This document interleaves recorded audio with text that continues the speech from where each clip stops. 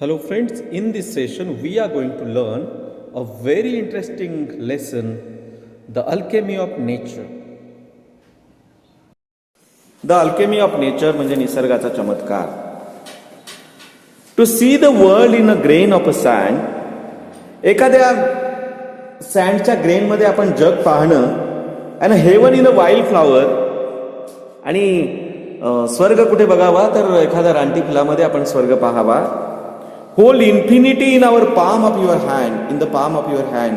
पूर्ण इन्फिनिटी म्हणजे अथांगता जी आहे तो तुमच्या या तळहातावर पाहावी.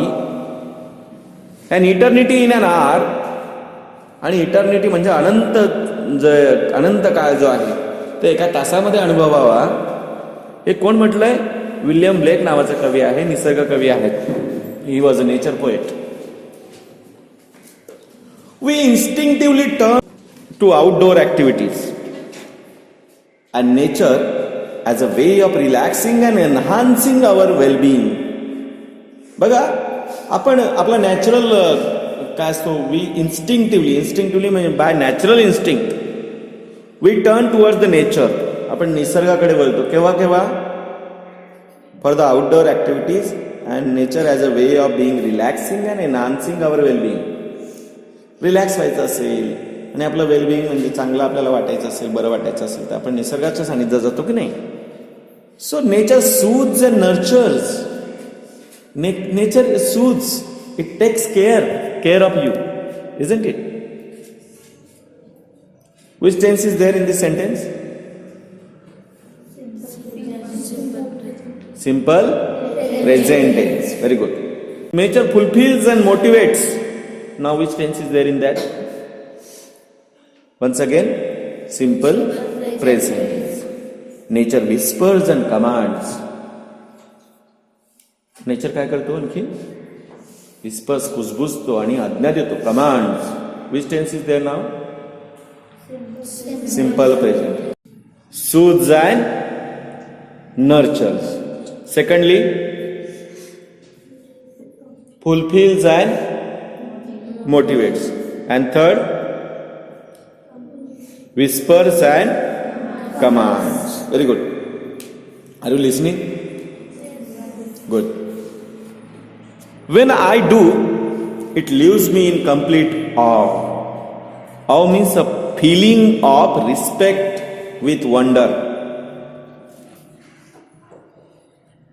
When I do, जेव्हा मी असं करतो ना, निसर्गाच्या सानिध्यात जातो, it leaves me in complete awe. आश्चर्याने आपण आश्चर्य व्यक्त करतो. रिस्पेक्ट, निसर्गाकडे आपण एक रिस्पेक्टफुली पाहतो. We have a hibiscus plant in our garden. Every fortnight the flower blooms on it. Which plant does the poet the writer have? Hibiscus plant. And every fortnight what happens? A flower blooms. Flower blooms म्हणजे काय? फूल उमळतं, बरोबर.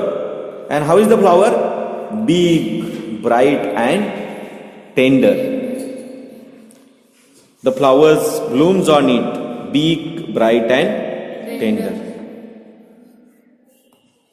Through the day it smiles with the sun and dances with the wind. And throughout the day what happens? The flower it smiles with the sun. Does the flower really smile? खरोखर फुल हसतं का रे? नाही हसत. मग हसतो कोण? Who laughs? Who smiles? We the human being. Okay, so we are the persons. We smile. The flower doesn't smile, but the smiling quality of a human being given to the flower. Okay. And dances with the wind. Who dances? कोण dance करतो? We. आपण, नाही का?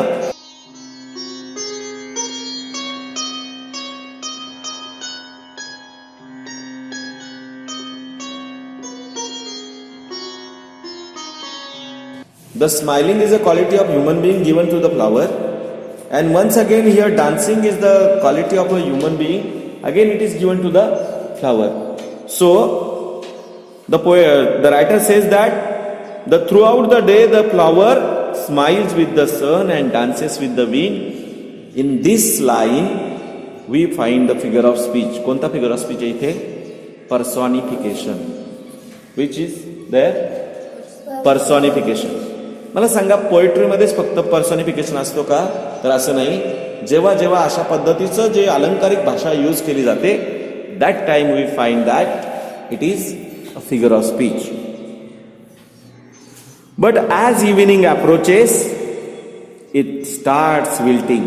पण जसजशी संध्याकाळ येते, it starts wilting. Wilting means to dry and droop. सुकायला लागतं ते आणि droop म्हणजे असं वागतं.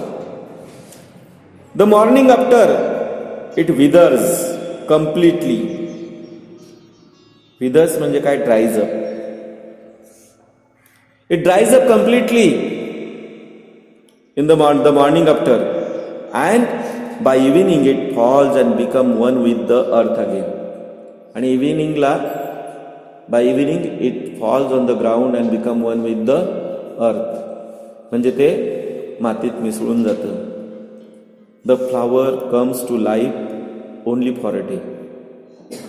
फ्लॉवर किती दिवसासाठी येतं जन्माला? Only for a day. Yet it does so in full splendor. Splendor म्हणजे ग्रँड अपिअरन्स. ते तरी पण तो अपिअर कसं करतो? ते त्याचं जे आगमन असतं ते कसं असतं? त्याचं जे जीवन असतं full splendour. Okay, grand appearance असतं त्याचं. What if we too lived our life? जर आपण पण असंच लाईफ जगलो तर, however short to its fullest. जर आपण पण कितीही आपलं जीवन जरी क्षणभंगूर असलं, कमी असलं, असंच जर चांगलं जीवन जगलो तर, हॅप्पी लाईफ जगलो तर, isn't it? We went to the rocky beach. See, the writer again said that we went to a rocky beach. Where did you go? Rocky beach म्हणजे दगडाळ असा, खडकाळ असा जो बीच आहे, किनारा आहे, समुद्र किनारा. अँड सॉ the spread of the majestic ocean. आणि तिथे काय पसरलेले आहेत? Majestic ocean. मॅजेस्टिक म्हणजे काय? तो भव्य असा काय महासागर पसरलेला आहे. And the Roxx along side. आणि बाजूला काय त्याच्या? रॉक्स आहेत. रॉक्स म्हणजे काय? खडक आहेत, खडक आहेत. Carved and sculptured and shaped by the water. आणि ते खडक जे आहेत ना, त्यांना आकार कोणी दिलाय माहितीये का? त्यांना एक अलंकारिक आकार दिलेला आहे. Carved and sculptured. त्यांच्या काय मूर्त्या जशा घडवतात ना, शिल्प बनलेले आहे त्यांची. And shaped by the water. कोणी शेप दिलाय त्यांना? वॉटर, लाटांनी. Water is so gentle and rock so hard. पाणी कसं असतं रे? खूप असं नरम असतं ना, मऊ असतं, आहे की नाही? आणि रॉक कसा असतो? खडक कसा असतो? एकदम कठीण असतो, मजबूत असतो, नाही का? बदलायला कोणी पाहिजे? खडकाने की पाण्याने? Eight as the water flows over it every day for years. तरी देखील जेव्हा अनेक वर्ष वॉटर त्याच्यावरून जेव्हा वाहतं, पाणी वाहतं त्याच्यावरून, पुन्हा पुन्हा त्या लाटा त्या दगडांवर त्या याच्यावर आदळतात. What happens? The rock gives in. Rock त्याचा कठीणपणा सोडून देतो. And it takes the shape that the water commands. पाणी जी आज्ञा देतो ना, तो आकार ते दगड, ते रॉक धारण करतात. Getting? Our problems are so colossal. Colossal म्हणजे काय? Extremely large. आपले प्रॉब्लेम खूप जास्त आहेत, खूप मोठे आहेत आपले प्रॉब्लेम, बरोबर ना? And we are so small. आणि आपण खूप छोटे आहोत. Yet if we persist. पण जर आपण आग्रह धरला तर, आपल्याकडे इच्छाशक्ती असेल तर, आपण प्रयत्न केले तर काय होईल? What will happen? The problem will start getting lesser and lesser. Getting? We saw small bits of grass peeping through the small cracks of concrete pavement. तुम्ही बघितलंय का कधी आपल्या इकडे वर भिंती असतात बघा, भिंतींना काय असतं माहिती का, मध्ये ते कॉन्क्रीटचं पेवमेंट असताना तिथे गवत लागलेलं असतं. जसं आपल्या इथे वर पत्र्यांवर बघितलं तुम्ही, पत्र्यांवर वरती ते सिमेंटचं असं एक कट्टा बनवलाय आणि तो कट्टा जो सिमेंटचा आहे तो पूर्ण कशाने भरलेला आहे. कसं काय रे गवत तिथे उगवलं? गवत कुठे उगवलं पाहिजे? जमिनीवर ना. वर कसं उगवलं? आपण भिंती बघतो, बऱ्याचशा मोठ्या मोठ्या बिल्डिंगच्या भिंती बघतो, तिथे ते कोणतं झाड आलेलं असतं माहिती आहे का? ते पायरीचं झाड आलेलं असतं, पिंपळाचं झाड आलेलं असतं बघा, आलं असतं ना, वडाचं झाड उगवलेलं असतं. तुम्ही, मी लांबचं उदाहरण नाही सांगत, ते समोरचं याचं मोहाचं झाड दिसतं ना, त्याला एक वनस्पती बघा, तिच्या काय खाली अजिबात मुळं वगैरे काहीच नाही, पण ते वरच ती उगवलेली आहे आणि तिथे वाढलेली बघा, त्याला काय म्हणतात? पायरी. Do you see that? आहे ना, पायर वनस्पती आहे ना ती. It doesn't have its roots, स्वतःची रूट नाही आहेत, पण तिथे कुठेतरी लाकडाच्या डोळीमध्ये ते बी पडलं असेल आणि तिथे त्यांनी मूळ धरलं पावसाळ्यामध्ये आणि ते त्या झाडाच्या आधाराने ते वाढायला लागलं. It takes the energy from the tree and it grows. किती परसेवरन्स असेल, किती चिकाटी असेल, त्याच्याकडून काय शिकता येते आपल्याला. गेटिंग? त्या झाडावरच वरती आणखीन बिंदुकळी दिसते का तुम्हाला? कुठे बिंदुकळी असतात नाही का आंब्याच्या झाडावर? आणि इट ग्रोज, इट ग्रोज. त्याच्याकडून आपल्याला शिकता येतं किती डिटर्मिनेशन असेल, जगण्याची उमेद किती छान आहे त्यांची, इजंट इट? आणि आम्ही किती कायर आहोत माहितीये का? आम्ही स्वतःला संपवतो छोट्या छोट्या कारणांनी, छोट्या छोट्या problem. Is our will power bigger than the problem? Is it? Yes, our will power should be strong enough to overcome the problem, because every question arises and it comes with the answer, with an answer. Not a single answer, but number of answers are there. Getting? So every problem, every question arises with an answer. Always keep in mind. Whenever you are in difficulty, try to think on the different aspects of that. How can I overcome? Just close your eyes and peep into your mind. Because your mind is very powerful one. Once you are able to manage your mind, you can overcome any problem that will arise in your path. You can easily overcome it. Getting? Did you understand it? So, we saw small bits of grass peeping through the small cracks of concrete pavement. ते grass त्यांना दिसलं तिथे concrete pavement मध्ये वर असं. It left us thinking however impossible things may look. अशक्य गोष्टी जरी किती दिसत असल्या, there is always an opening. त्याला काय असतं? नेहमी वाट असतेच. We saw a tree bare of all the leaves in a cold winter's months. बघा आता इथे इंग्लंडमध्ये वगैरे किंवा इतर ज्या बर्फाळ प्रदेशामध्ये we saw trees bare of all leaves in cold winter months. Right now also we see the teak wood. teak wood आहे ना का आपलं साग. In this time, particularly, this is the month of, winter is going on, no? So that tree, it shades its all leaves. We thought its chapter was over. आणि आपल्याला असं वाटतं ते झाडाने पाळवी गाळलेली आहे ना, आपल्याला असं वाटतं की याचा चॅप्टर आता ओव्हर झाला, म्हणजे याचं काय अस्तित्व संपलं. बट सावर पण बघा ना आपली. Getting? But 3 months passed. Spring set in and the tree was back to its green majesty once again.